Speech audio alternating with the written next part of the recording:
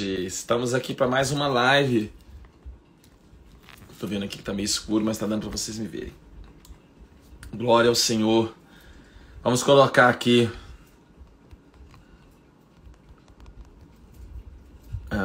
então a live de hoje é sobre o sofrimento. O tema aqui é custoso sobre falar sobre o sofrimento, porque só tem uma coisa na vida: os que passaram por o sofrimento e os que vão passar por o sofrimento. Não tem jeito, o sofrimento um dia vai bater na sua porta. Por mais fiel que você seja, o sofrimento um dia vai bater na sua porta. E o sofrimento está numa escala grande, né? É lógico que a minha amostra de vida ela é uma amostra muito viciada, porque a gente na psiquiatria a gente lida muito com o sofrimento, com as perguntas sem respostas, com dores que não tem muita explicação lógica, com perguntas que nos fazem, com testemunhos que nos fazem ir para casa pensando, né? E ao contrário do que as pessoas dizem, né? Crente sofre muito, viu? Sofre muito. Uma das tragédias desse evangelho positivista, desse evangelho da autoajuda, desse evangelho motivacional, é que ele não prepara as pessoas para lidar com o sofrimento. Ele não insere o sofrimento na rotina das pessoas, né? Eu não estou dizendo que o evangelho é só sofrimento. Eu não estou dizendo que a vida é só sofrimento. Eu não estou dizendo que a gente tem que louvar o sofrimento no sentido de buscá-lo. Nós não temos uma outra visão de vida, mas o sofrimento ele faz parte do existir, né? A dor faz parte do existir, né? Da existência humana. E sobre isso eu já ia falar um pouco hoje, na série de lives sobre Setembro Amarelo, né? Você não viu sobre semana passada? Eu falei semana passada sobre o crente e a depressão e a angústia da alma. Hoje eu quero falar um pouquinho sobre o sofrimento, porque eu acredito que o não entendimento sobre o sofrimento e a gente entender sobre o sofrimento seja uma coisa muito importante para a nossa vida hoje, né? Há uma escalada de dor, há uma escalada de angústia, há uma escalada de sofrimento, né? Eu sei que muitos podem estar assistindo aqui, estarem super bem, mas a gente tem que fazer reflexões honestas sobre isso, a gente tem que pensar de uma maneira honesta sobre isso, né? Sofrimento existe no mundo. A Bíblia chega a dizer até que quem quer viver piedosamente em Cristo vai sofrer algum tipo de perseguição em decorrência disso. Mas há sofrimentos que eles não têm resposta, né? Então nós vamos falar um pouquinho sobre isso hoje, sobre o sofrimento, né? O sofrimento e a dor, né? Eu não sei vocês, mas eu já passei por vários sofrimentos sem resposta. Eu já passei por vários momentos de dor muito pesados, muito difíceis, né? Já passei por vários momentos de vida que eu realmente me fez orar bastante para perguntar e saber de Deus algumas respostas. Eu já passei por dores emocionais pesadíssimas, né?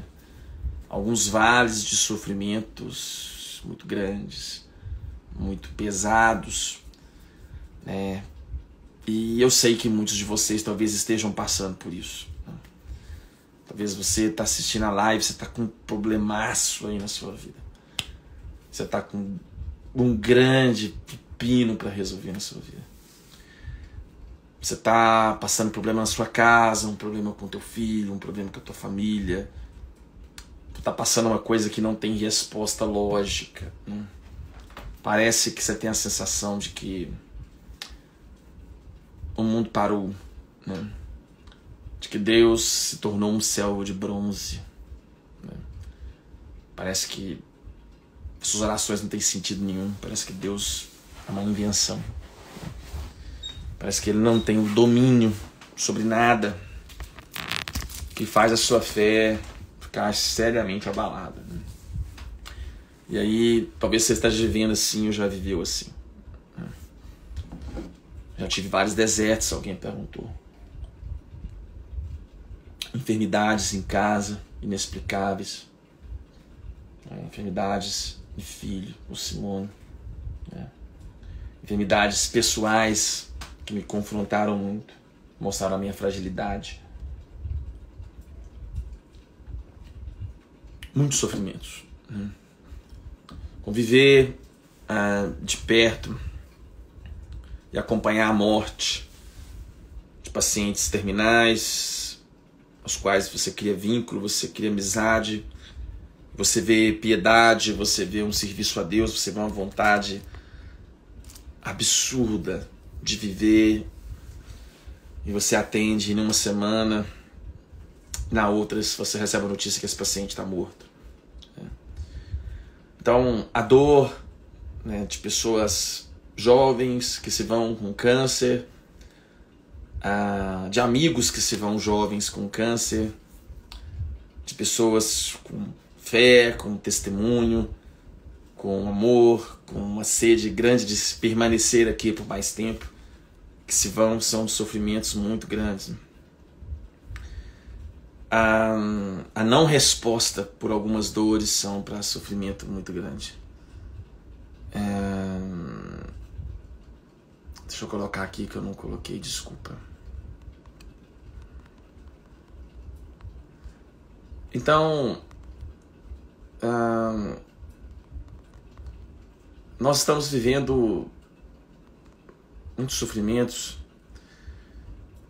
mas há uma escalada de dor, né? Há uma escalada de doenças, há uma escalada de tragédias, há uma escalada de caos, né? Há uma boa dose de tensão no mundo, né? Uma boa dose de angústia no mundo. Eu acho que a gente tem que ser honesto com essas dúvidas, né? De fato, algumas respostas não vão ser dadas, algumas respostas elas não vão ser fáceis, né? Ocorreram várias crises de fé, e eu acho que é muito normal nós termos essas crises diante do sofrimento. Eu não acho que nós temos que ser super-heróis diante do sofrimento, mas eu queria compartilhar aqui alguns textos bíblicos para a gente falar sobre sofrimento. Que Deus possa de alguma maneira te trazer esperança. Primeiro texto que eu gostaria de dizer está em Deuteronômio, capítulo 32, versículo 3. Deuteronômio 32, versículo 3. Diz assim o texto bíblico: proclamarei o nome do Senhor, louvarei a grandeza do nosso Deus. Esse texto é a canção de Moisés. Ele é a rocha, as suas obras são perfeitas, e todos os seus caminhos são justos. É Deus fiel, que não comete erros. Justo e reto Ele é. Todos os seus caminhos são justos. É Deus fiel, que não comete erros. É um Deus fiel, justo e reto Ele é. Essa é a primeira coisa que eu queria falar para vocês, que eu coloquei o título: Onde está Deus quando o sofrimento bate à sua porta, né? Deus está governando tudo. Deus tem o domínio sobre todas as coisas, né? Deus tem o controle sobre todo o seu sofrimento. Deus não comete erros. O primeiro engano que a gente tem que se desfazer, que hoje é isso, é de nós acharmos que Deus perdeu a rédea do mundo, que Deus perdeu o controle do mundo, que Deus está alheio ao nosso sofrimento. Deus tem o poder para controlar todas as coisas, e Ele segue sendo totalmente soberano, totalmente ciente, totalmente presente no meio de todo e qualquer sofrimento. De modo que, por mais difícil que seja a sua compreensão, Deus está presente no meio do seu sofrimento. Pode dizer assim, Ismael, mas a gente faz decisões erradas, fazemos decisões erradas. Nós tomamos caminhos errados, sim, nós tomamos caminhos errados. Mas isso não anula a presença de Deus sobre o seu sofrimento. Esse é o primeiro ponto que eu gostaria que você soubesse aqui. Isso não é um clichê. Isso não é uma resposta pronta para quem não tem uma resposta. Isso é o que a Bíblia diz sobre Deus. Que Deus, Ele tem os detalhes da sua vida. Que Ele tem o poder total sobre a sua vida. Que Ele tem o controle exato sobre a sua vida. Por isso que eu sempre digo aqui, que você não vai viver nenhum dia nessa terra a mais ou a menos, se não for da vontade de Deus. E aí repito aqui as palavras do Charles Spurgeon, que você só chega em casa vivo por obra exclusiva da vontade de Deus. E se você vai sair amanhã e vai chegar em casa vivo, isso depende da vontade de Deus. Você não tem o governo sobre isso, você não tem o controle sobre isso. Deus governa o sofrimento. A segunda coisa, eu gostaria de ler aqui rapidamente sobre o livro de Jó. Então, preste atenção nisso. Vou falar rapidinho algumas coisas sobre Jó. Na terra de Uz vivia um homem chamado Jó. Era um homem íntegro e justo. Temia Deus e evitava o mal. Tinha ele 7 filhos e 3 filhas, e possuía 7.000 ovelhas, 3.000 camelos. Era o homem mais rico do Oriente. Seus filhos costumavam dar banquete em casa, um de cada vez, e convidar suas 3 irmãs para comer e beberem com eles. Jó mandava chamá-los e fazia isso que purificassem. De madrugada ele oferecia um holocausto em favor de cada um deles, pois pensava, talvez os meus filhos tenham lá no íntimo pecado e amaldiçoado a Deus. Essa era a prática constante de Jó. Certo dia os anjos vieram apresentar-se ao Senhor, e Satanás também veio com eles. O Senhor disse a Satanás, de onde você veio? Satanás respondeu ao Senhor, de perambular pela terra e andar por ela. Disse então o Senhor a Satanás, reparou, meu servo Jó? Não há ninguém na terra como ele, repreensível, íntegro, homem que teme a Deus e evita o mal. Será que Jó não tem razões para temer a Deus? Respondeu Satanás. Acaso não pudesse uma cerca ao redor dele, da família dele, tudo que ele possui? Tu mesmo tem abençoado tudo que ele faz, de modo que seus rebanhos estão espalhados por toda a terra. Mas o Senhor estende a tua mão, fere com tudo que ele tem, com certeza ele te amaldiçoará. O Senhor disse a Satanás, pois bem, tudo que possui está nas suas mãos, apenas não toque nele. Então Satanás saiu da presença do Senhor. E aí aconteceu tudo o que nós sabemos. Quando os filhos e as filhas de Jó estavam no banquete, comendo e bebendo, o mensageiro veio dizer a Jó, os bois estavam arando e os jumentos estavam pastando por perto. Quando os sabeus atacaram, levaram embora, mataram a espada dos empregados, e foi o único que escapou para ele contar. Enquanto ele estava falando, chegou outro mensageiro e disse, fogo de Deus caiu do céu e queimou totalmente as ovelhas. Eu fui o único que escapou para contar. Enquanto ele ainda estava falando, chegou outro mensageiro e disse, vieram caldeus em 3 bandos, atacaram os camelos e levaram embora. Enquanto ele ainda estava falando, seus filhos e suas filhas estavam num banquete comendo e bebendo vinho na casa do irmão mais velho, quando de repente um vento muito forte do deserto atingiu os 4 cantos da casa e desabou. Eles morreram e eu fui o único que escapou para contar. Ao ouvir isso, Jó levantou-se, rasgou o manto e raspou a cabeça. Então postou-se com o rosto em terra em adoração e disse, saí nu do ventre da minha mãe e nu parti. O seu Deus o Senhor levou. A história de Jó é uma das histórias mais cabulosas da Bíblia. Veja bem, a história de Jó nos ensina muitas coisas. Primeiro, você pode ser uma pessoa que anda com Deus, que caminha com Deus, que tenta viver com integridade, como diz aqui o versículo 1. E mesmo assim você pode ser submetida a sofrimentos. Se você olhar na história da igreja, foram vários os homens que Deus usou e que passaram por muitos sofrimentos.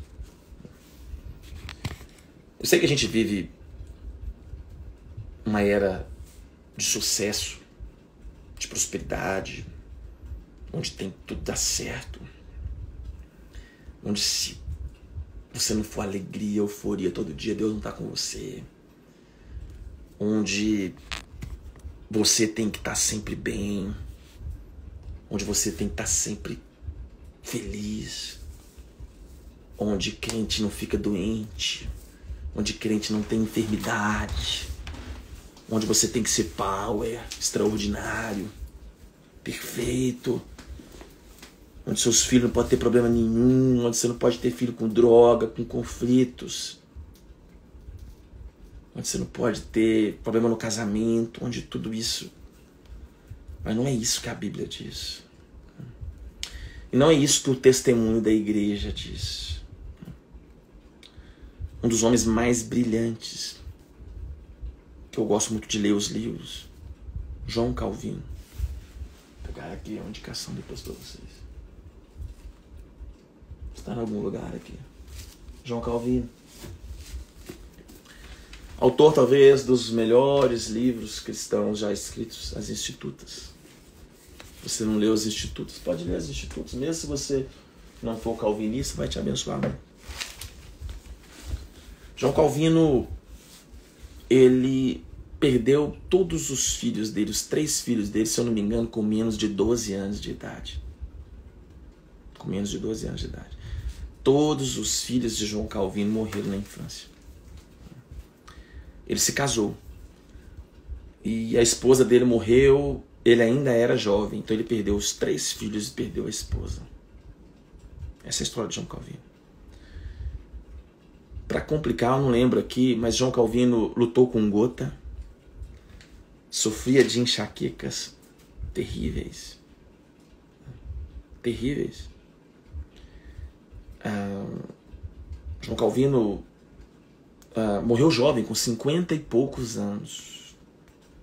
Aliás, ele escreveu As Institutas com 28, 29 anos, se eu não me engano. Um homem profundamente abençoado. Um homem com grandes revelações de Deus. Mas todo o sofrimento que ele viveu se traduziu numa atitude de nunca murmurar contra Deus. Você não vai ver em nenhum livro de João Calvino uma atitude de murmuração, mas uma consciência de que Deus governava todo o curso da sua vida. Um dos homens, repito, que escreveu outra vez uma das obras-primas mais bonitas da história da igreja, que são As Institutas. Ele perdeu 3 filhos, ficou viúvo, não se casou inclusive, lutou com gota e enxaqueca, morreu extremamente doente. Esse é um dos exemplos.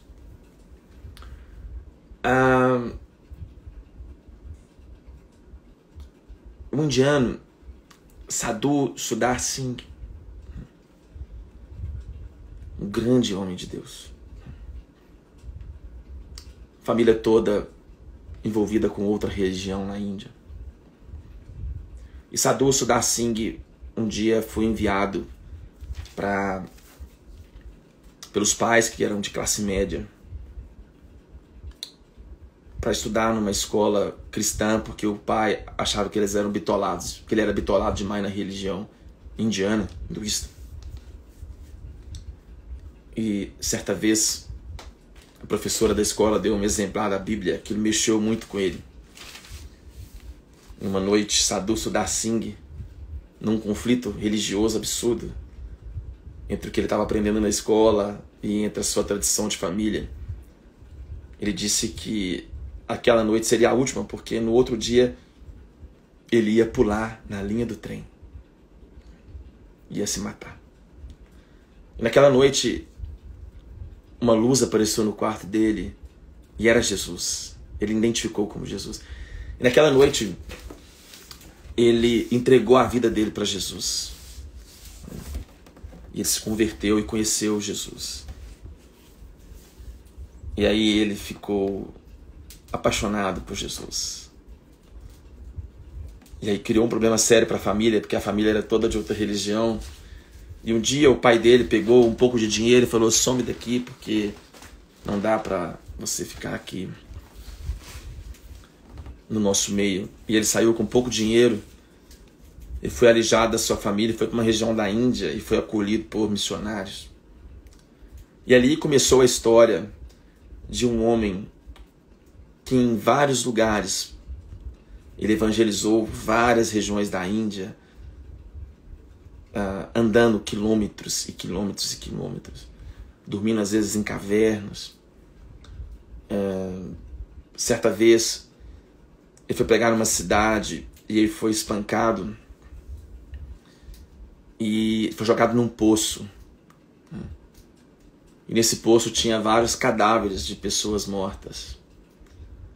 E ali naquele poço, aquele cheiro daqueles corpos em decomposição, ele achou que seria o último dia dele.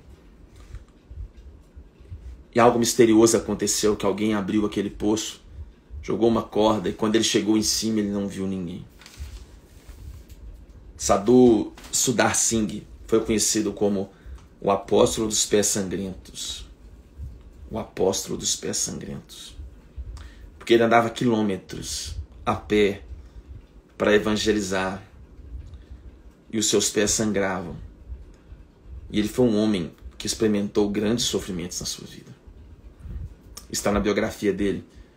Inclusive o título da biografia é O Apóstolo dos Pés Sangrentos. Alguém comentou aqui, mas Charles Spurgeon, o príncipe dos pregadores, há um livro chamado A Depressão de Spurgeon, lutou com depressão por boa parte de sua vida. Por angústia, por dor, por sofrimento, por tragédias, né?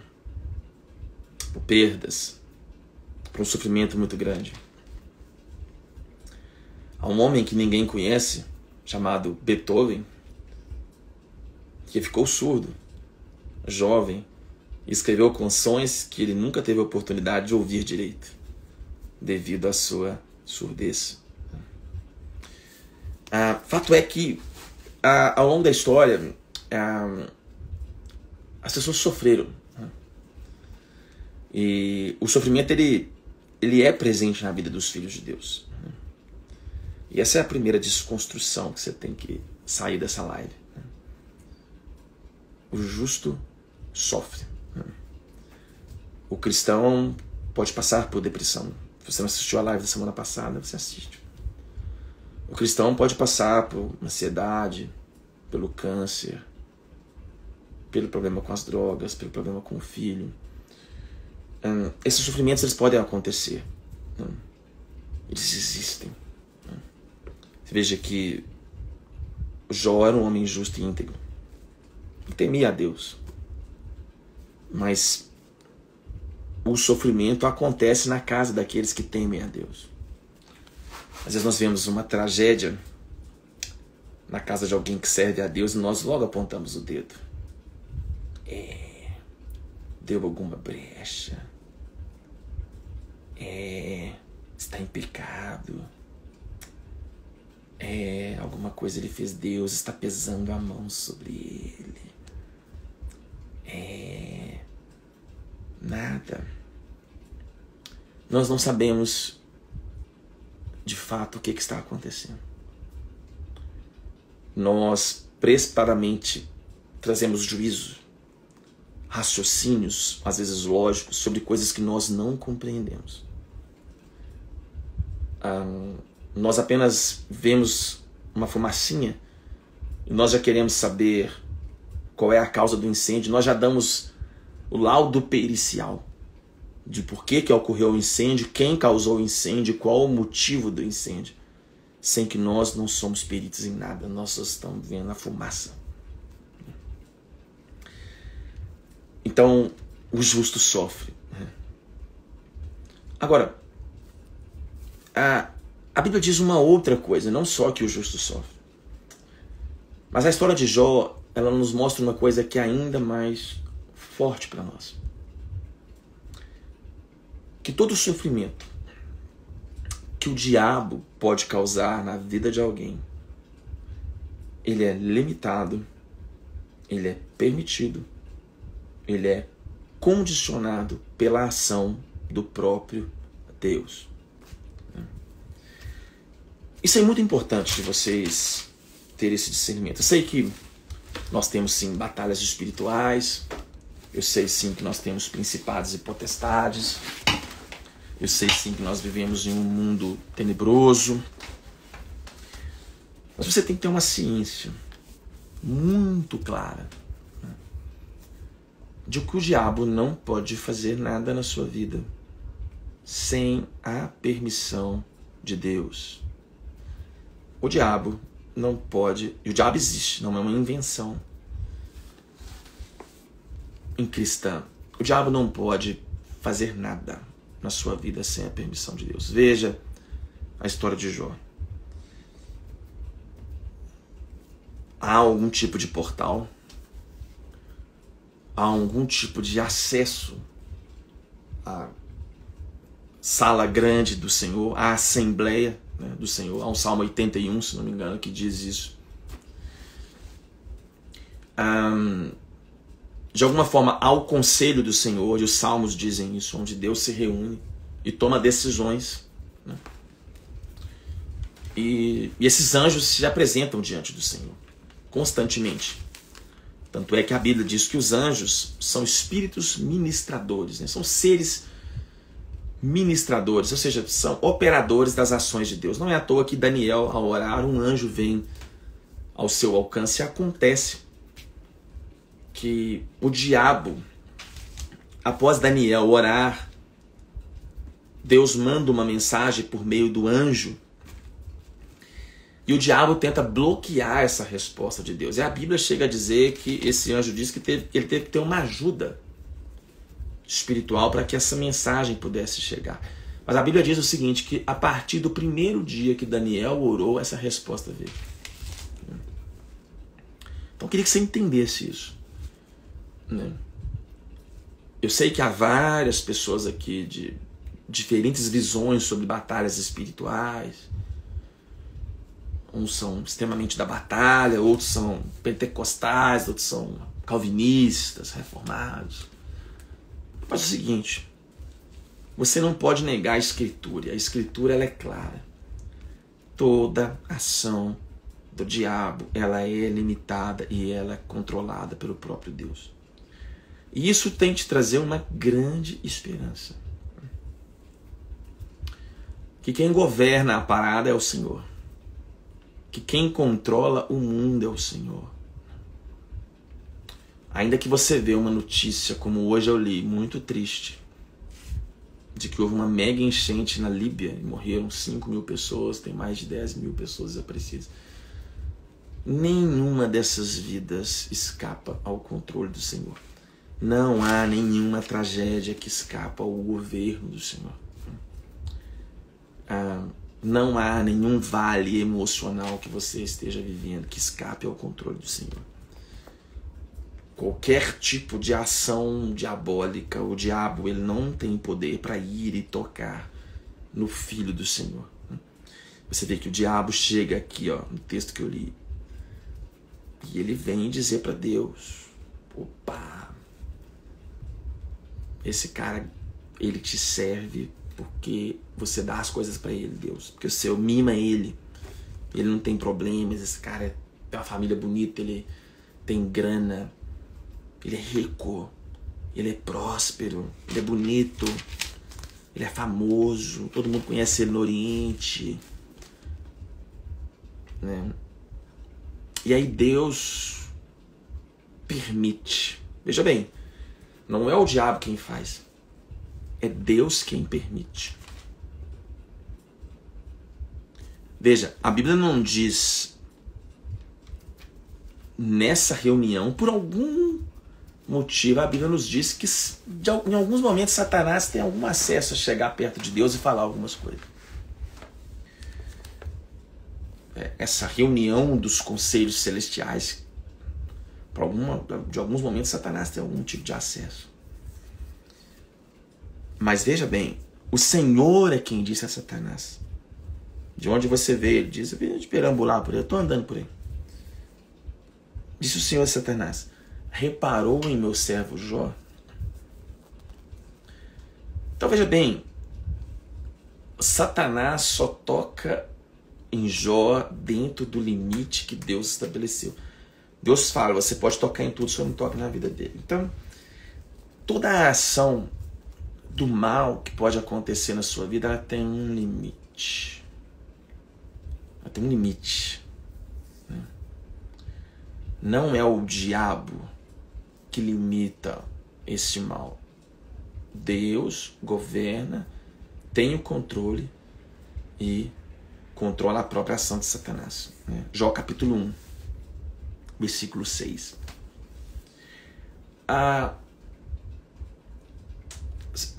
Onde a minha menina perguntou por que Deus não destrói o diabo de uma vez. Bem, o diabo vai ser destruído. Vocês podem ter certeza disso, porque está escrito que ele será lançado no lago de fogo e enxofre. É fato. Mas a presença do mal faz com que a glória de Deus seja ainda manifesta. A presença de mal permite com que as excelências de Deus sobre o sofrimento humano sejam ainda maiores. E Deus permite o mal, sim, para que o nome dele seja glorificado por meio do nosso sofrimento.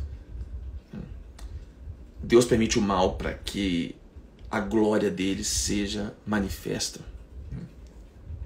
Ainda mais, não por seres humanos mimados, não por seres humanos que barganhem com ele, não por seres humanos que o amem apenas pelas benesses ou pelos tempos de calmaria, mas por seres humanos que persistem o amando, o desejando, o buscando, o glorificando mesmo em cima de muita dor, mesmo em cima de muito sofrimento. De modo que todo crente que persevera em cima do sofrimento, de todos aqueles que seguem, mesmo com dor, mesmo com questionamentos, mesmo com dúvidas, e você pode ter dúvidas, amando esse Deus, isso é um testemunho público, glorifica muito o Senhor, que ama muito o Senhor, que exalta muito o Senhor, de modo que os céus e todo o testemunho da criação, quando vê alguém que ainda ama, em meio a esse caos, em meio à dor, isso é um testemunho público. Veja, a grande ideia de Satanás para Deus era que Jó o amava só por causa das benesses, só porque ele tinha um bom estilo de vida. E Deus permite Satanás tocá-lo. E Satanás o toca. E aí acontecem as tragédias na vida de Jó. Então você tem que dormir hoje tendo muita certeza disso. Muita certeza disso. A dor, o sofrimento não estão, por pior que seja o que você esteja vivendo hoje, por pior que seja a dor que você está vivendo hoje, mesmo que você não tenha as respostas, como eu disse aqui no início da live, Deuteronômio 32, no versículo 4, todos os caminhos de Deus são justos. Ele é Deus fiel, que não comete erros. Justo e reto Ele é. Deus é justo e reto. Isso é importante. Outra coisa que você precisa de saber sobre o sofrimento, não só que Deus controla, não só que Deus limita Satanás, não só que Satanás é limitado por Deus, isso você tem que ter certeza. Se na sua visão de fé o diabo pode deitar e rolar a sua vida sem o controle de Deus, desculpa, você não está lendo a Bíblia. Desculpa. Satanás pode ser sim usado por Deus para causar sofrimentos. Pode. Foi assim. Mas todo o sofrimento que Deus o permite causar vai ser usado por Deus para a glória do próprio Deus, para que o nome do Senhor seja totalmente glorificado, para que os frutos de glorificação do nome do Senhor, para que Deus seja exaltado por meio do seu louvor, né? Para que Deus seja exaltado sobre a terra. Todo esse sofrimento ele tem um governo de Deus, ele controla isso, ele governa o mundo. Há uma outra coisa que você tem que entender.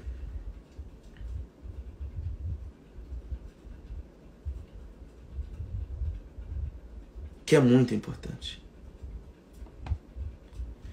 Que o fato de você estar sofrendo em Deus não quer dizer que você não pode rasgar o seu coração diante de Deus.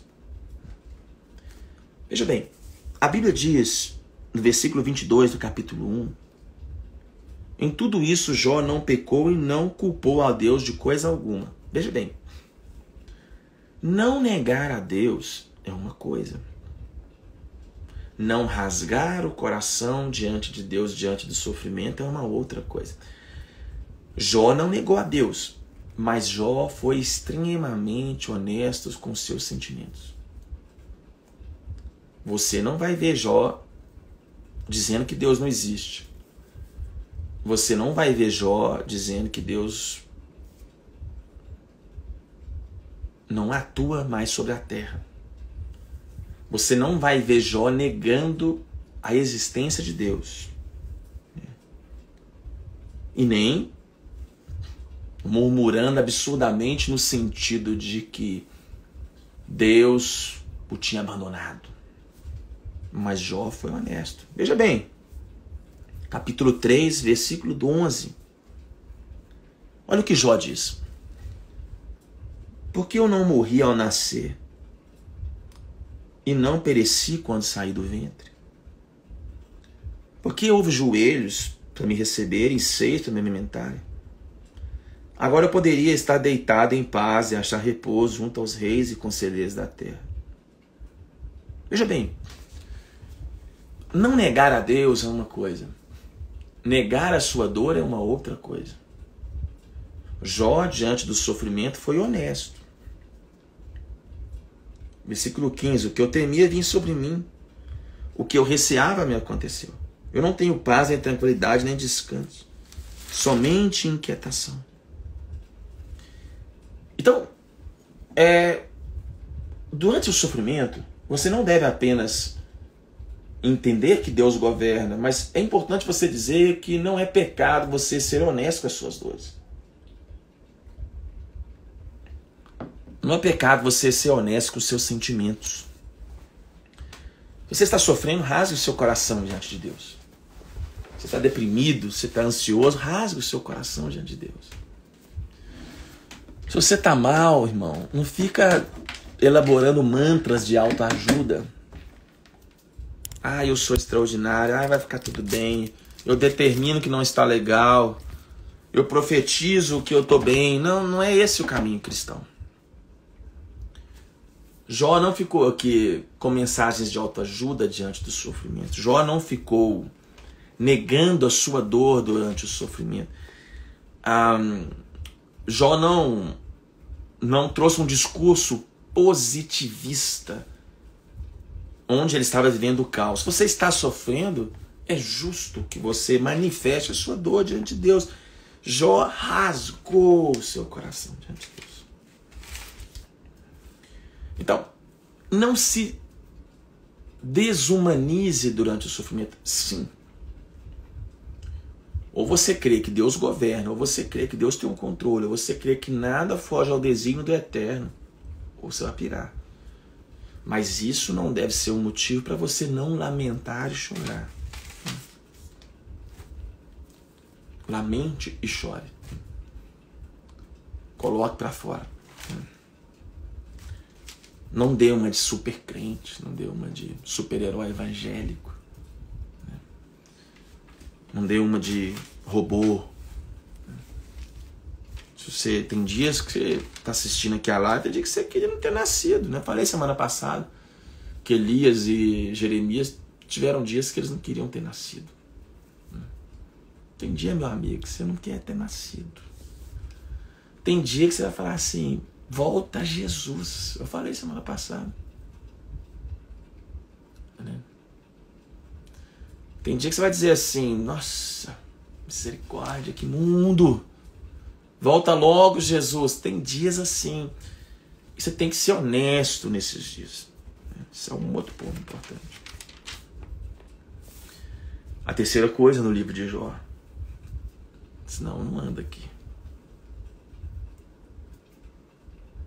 Vai aparecer amigos na sua vida que eles não vão saber o que Deus está fazendo, que eles não vão ter a dimensão do porquê daquele sofrimento. Como eu disse antes, que eles estão vendo apenas fumaça, mas eles vão fazer juízo sobre o seu sofrimento. Olha o que os amigos de Jó dizem. Capítulo 4. Elifaz.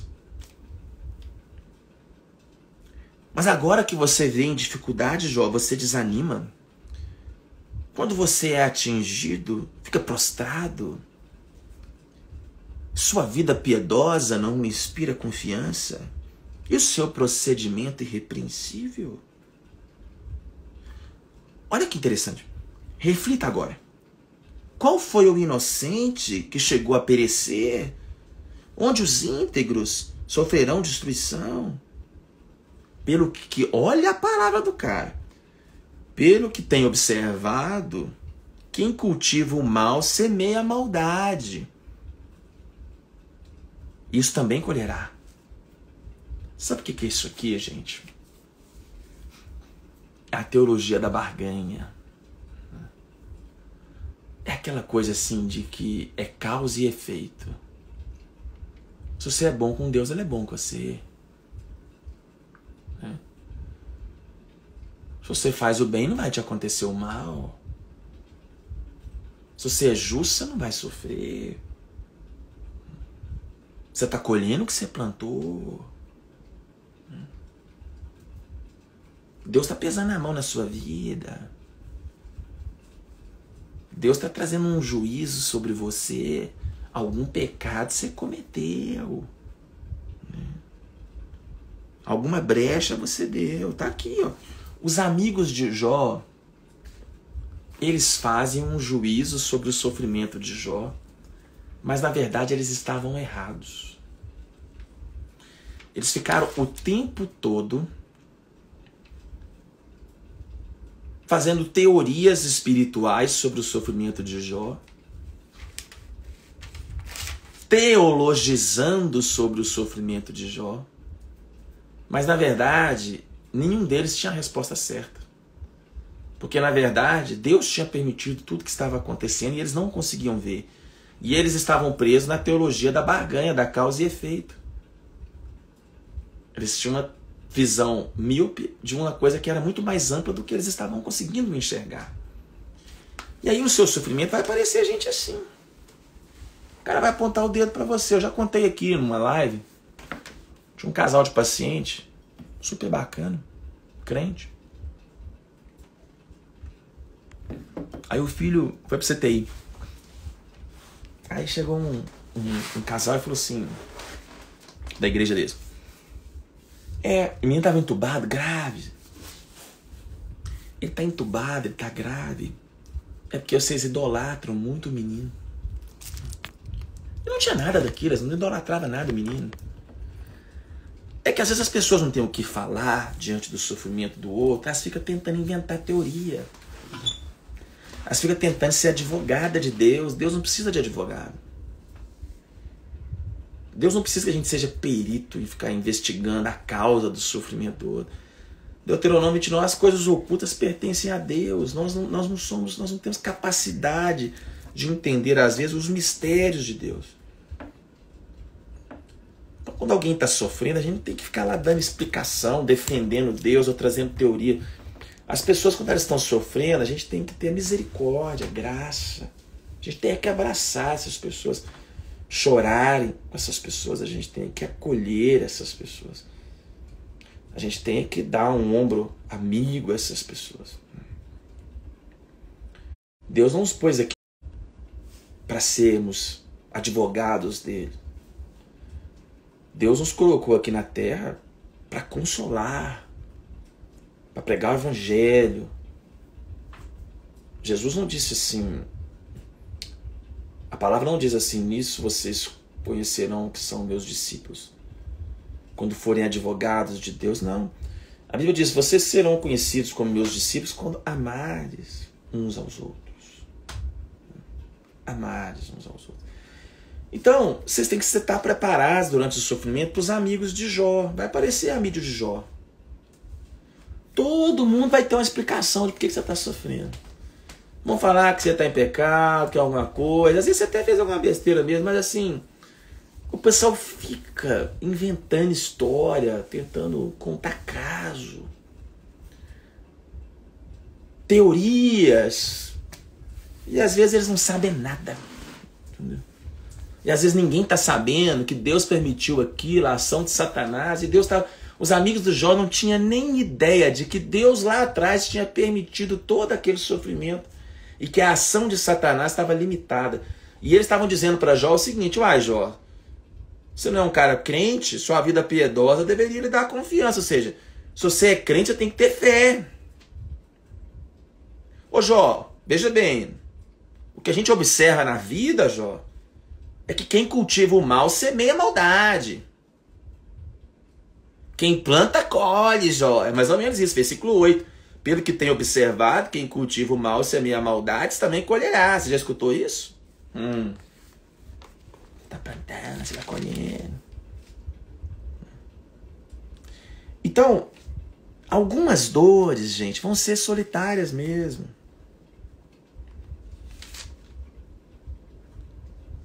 Algum sofrimento seu, você não vai ter consolo nem de seus amigos. A mulher do jovem falou que ele se amaldiçoa a Deus e morre, rapaz. Melhor para você. Amaldiçoa e morre. Depois vocês leiam o livro de Jó. Os amigos de Jó, misericórdia. Eliú, capítulo 34, versículo 11, olha o que ele diz. Ele retribui ao homem conforme o que ele fez, e não dá o que a sua conduta merece. Não se pode pensar que Deus faça o mal, que o Todo-Poderoso teve essa justiça. Gente, nós temos que tomar cuidado quando nós vemos alguém sofrendo. Nós às vezes não sabemos nada do que está acontecendo e a gente julga a pessoa, a gente coloca peso sobre as pessoas. As respostas espirituais, receitas de bolo, não ajudam as pessoas quando estão em sofrimento. Você ficar tentando achar uma causa, você ficar dizendo para a pessoa, você tem que orar mais, tem que ler mais a Bíblia, você tem que... Isso é o diabo, você ficar ali com resposta pronta não ajuda quem está sofrendo, não. Você pode estar sendo um amigo de Jó na vida de alguém e nem está sabendo. Então, ao mesmo tempo que vai aparecer um amigo de Jó na sua vida quando você estiver sofrendo, tentando te dar uma resposta pronta, cheia de evangeliquez, cheia de teologia, você também às vezes pode ser um amigo de Jó na vida de alguém. Você levanta o dedo, você julga, você já aponta um caminho, você já começa a pensar alguma merda ele fez, ele está pagando os pecados dele, etc e tal. Mas Deus estava controlando a situação. Deus estava governando a situação.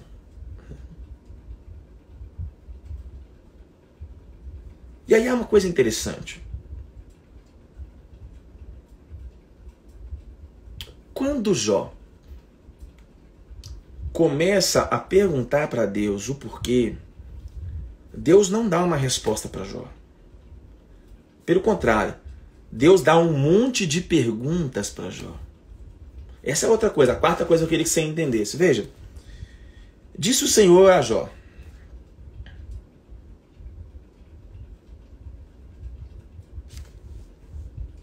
você consegue pescar com anzol, ou prender a sua língua com uma corda?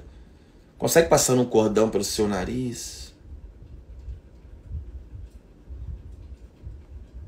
Deus vai dando perguntas para Jó. Quem é que obscurece o meu conselho? Capítulo 38. Prepara-se como homem simples, vou lhe fazer perguntas e você me responderá. Onde você estava quando eu lancei os alicerces da terra? Responda-me se você é capaz de tanto. Quem marcou os limites das suas dimensões? Talvez você saiba. Quem estendeu sobre ela a linha de medir e os seus fundamentos? Sabe o que Deus faz? Deus não responde às perguntas de Jó, ele faz várias. Mas Deus faz perguntas para Jó, para mostrar para ele. Primeiro que Deus não o mata. Primeiro que Deus é extremamente receptivo às perguntas de Jó. Deus foi bom com Jó. Mas Deus, quando ele responde às perguntas de Jó com outras perguntas, as perguntas são para mostrar para Jó que ele era grande demais, que ele controlava tudo, né? Que ele tinha criado os céus e a terra, né? De que ele tinha estabelecido os alicerces, que ele era sábio, que ele era magnífico, que ele governava tudo, que ele tinha todo o poder, que ele tinha uma magnitude muito além do que era o controle de Jó. Então, veja, Jó, a Bíblia não deixa claro em momento algum que Jó ficou sabendo que Satanás tinha chegado diante de Deus e tinha falado que ele só servia a Deus por causa de uma vida boa. A Bíblia não mostra que Jó ficou sabendo. Mas veja, quando Jó tem ciência pelas perguntas de Deus, da grandeza de Deus e do governo de Deus, nós vamos ler no capítulo 42, ele não precisa mais das respostas. Então, muitas respostas vocês não vão ter. Deus não vai te dar as respostas. Você vai morrer com algumas perguntas. Você vai ter perguntas honestas que não vão ser respondidas. A resposta sobre os seus sofrimentos que Deus não vai te dar. Não vai te dar. Não vai. Você não vai ter ciência dos porquês. Mas no meio do sofrimento, né, Deus faz com a gente como fez com Jó. Né? Ele se revela, né, como um Deus providente, como um Deus enorme, como um Deus que protege, como um Deus que é maior do que os nossos pensamentos, que é maior do que a nossa mente é capaz de alcançar. E Jó responde ao Senhor no capítulo 42. Então Jó respondeu ao Senhor: eu sei que pode todas as coisas, e nenhum dos teus planos pode ser frustrado. Tu perguntaste: quem é esse que obscurece o meu conselho sem conhecimento? Certo é que eu falei de coisas que eu não entendia. coisas tão maravilhosas que eu não poderia saber. Tu disseste, agora escute, eu falarei, vou lhe fazer perguntas, você me responderá. Olha que interessante.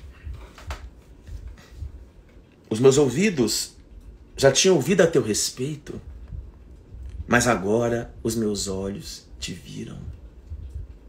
Uma tradução diz assim, antes eu ouvia falar, mas agora os meus olhos te veem.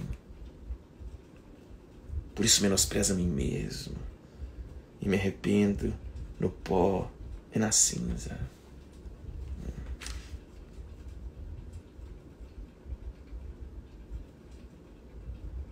Após um sofrimento, você às vezes, depois do caos no meio dele, você chega para Deus e Ele se revela e você fala, nossa, antes eu ouvi falar, mas agora os meus olhos te veem. A confissão de fé lá de Westminster, ela começa dizendo assim, para que Deus fez o homem?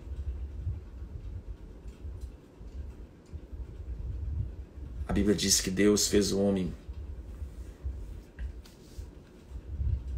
para que o homem glorifique a Deus e goze da sua presença para sempre. E aí o sofrimento na sua vida vai produzir um fruto de glória, né? De louvor, né? Onde você, no meio da dor, você diz, eu não entendo, eu não tenho todas as respostas, Senhor. Até gostaria, né? Mas sabe, mesmo sem essas respostas, eu amo o Senhor. E isso é uma grande humilhação para Satanás. Isso é uma grande humilhação para quem acredita que alguém só é capaz de amar com um cabresto, que se alguém só é capaz de desejar um ser supremo quando tudo está perfeito, né? Ou quando tudo é lógico, ou quando tudo faz sentido, né? É uma grande glória, né? Quando as pessoas dizem, né? Olha, eu não entendo como Jó disse, eu não poderia saber, mas olha, antes eu só ouvia falar, mas agora os meus olhos te veem. Então, tudo glorifica a Deus. Tudo enaltece o Senhor. Deus criou o homem para a sua glória. Você foi criado para que o nome do Senhor seja glorificado. E aí, eu não posso deixar de terminar com uma coisa. Veja, Jó restituído à família, ele ganhou tudo em dobro, menos os filhos, porque os filhos você não ganha em dobro, né? Você ganha em dobro vaca, boi. Mas veja que Deus dá em dobro tudo na vida de Jó, menos os filhos, porque filhos são filhos, você não dobra. Se ele tinha perdido 7.000 cabeças de gado, ele ganhou 14. 3.000 camelos, ele ganhou 6. Mas os filhos ele não ganhou em dobro, porque as histórias são únicas de vida, né?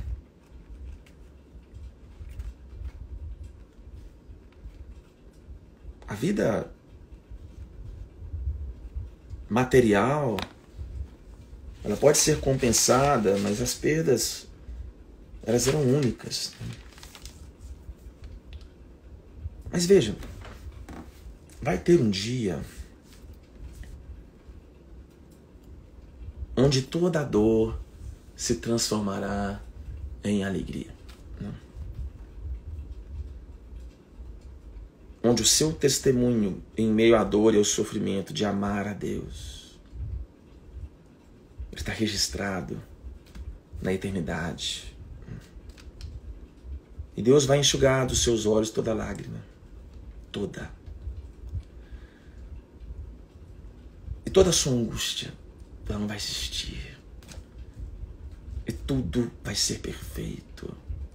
E a restituição das perdas e danos, ela vai ocorrer com perfeição. Onde a paz total irá inundar a sua vida. Onde não haverá nem choro, nem morte. Veja. Vamos ler. Pegar aqui a mensagem. Apocalipse, capítulo 21. Apocalipse 21.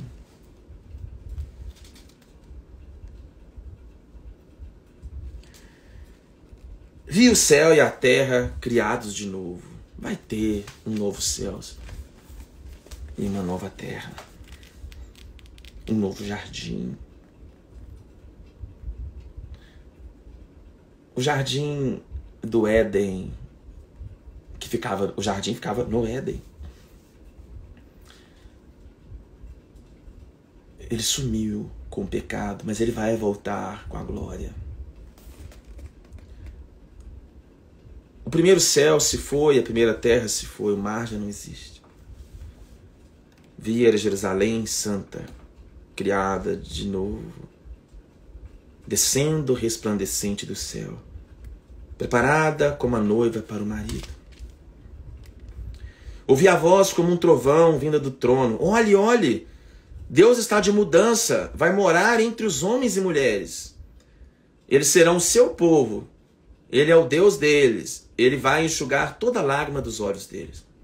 A morte se foi de vez, e também se foram as lágrimas, o choro e a dor. A primeira ordem das coisas não existe mais. Aquele que está entronizado continua, olhe, faça tudo novo, escreva todas essas coisas. Palavras confiáveis e precisas. Então ele disse, está feito, eu sou o alfa e o ômega, eu sou o princípio e o fim. Da fonte da água vida darei aos sedentos. Os vencedores vão herdar tudo isso. Eu serei Deus para eles, eles serão filhos e filhas para mim. Veja, um dia,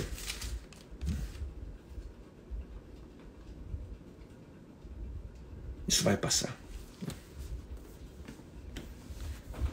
Um dia, a criação, ela aguarda, ela geme.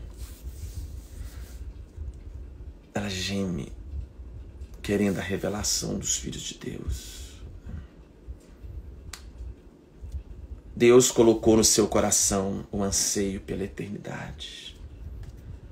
Você já está no céu, você já está sentado nas regiões celestiais, você já foi transportado do reino das trevas, seu ingresso para o céu já está garantido pelo sangue do Cordeiro.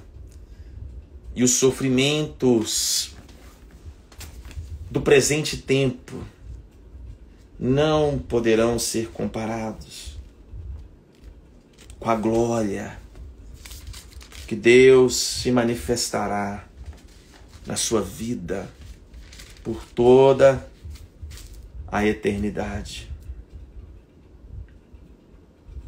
Por toda a eternidade. Esses 80, 90, 100 anos de dor não se poderão comparar com a glória, a grandeza, e o prazer, e o deleite, a perfeição, e a plenitude, a alegria. E como diz o hino, morte e dor nunca mais. Morte e dor nunca mais. Nunca mais. Que você tenha essa esperança. Romanos 8, a partir do verso 22. Versão A Mensagem Contemporânea. Tudo ao nosso redor, prestem atenção. Tudo ao nosso redor observa uma criação grávida. Os tempos difíceis de dor nesse mundo são apenas dores de parto. Mas isso não é apenas ao nosso redor, é também dentro de nós. O Espírito de Deus está nos impulsionando por dentro. Nós também sentimos as dores de parto. Nosso corpo estéril e sem vida deseja libertação plena. É por isso que esperar não nos diminui, assim como a espera não diminui a gestante. Na verdade, é uma espera que nos faz sentir grandiosos. Naturalmente, não vemos o que nos causa isso, mas quanto mais esperamos, mais nos sentimos assim.